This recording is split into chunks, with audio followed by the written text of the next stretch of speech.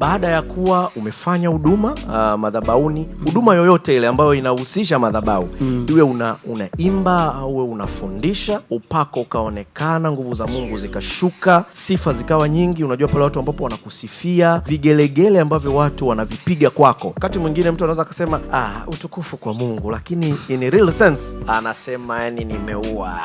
Yani unafanyaje ili vigelegele hivyo na mashangilio yasichukue nafasi ya Mungu kwenye maisha yako? The biggest challenge is sio wanadamu tu ndio wanaokushangilia. Katika ulimwengu wa roho, unapoanza kumtukuza Mungu unakuwa unambeba Mungu, na kila ambacho kimeamriwa kumtukuza Mungu kinakuja kwenye hilo eneo. Mfano hapa tukianza kumtukuza Mungu, yani hivi tunavyofanya ibada, God anakuwa already up, si ndio? Anakuwa yuko tayari hapo.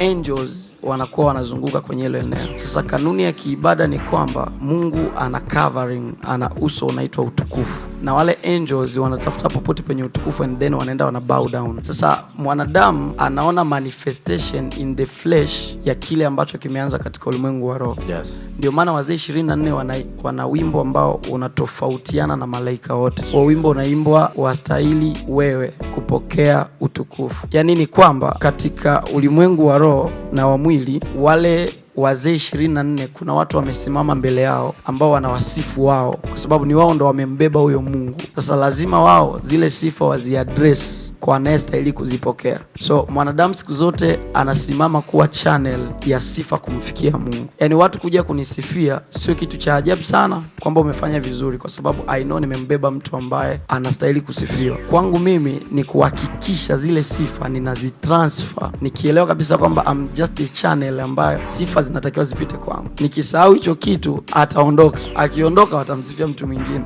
Sina chochote ambacho natakiwa nijifungamanishe nacho zaidi ya Mungu. Yesu anasema aliona utukufu si kitu cha kushikamana nacho, akaja duniani. Yani sifa yote inayokuja kwako, it can kill you au kukukuza zaidi. Inakuwa pale unapoipokea kwa ya kwako, inakushusha zaidi pale unapoamua kuipeleka sehemu inakotakiwa kufika.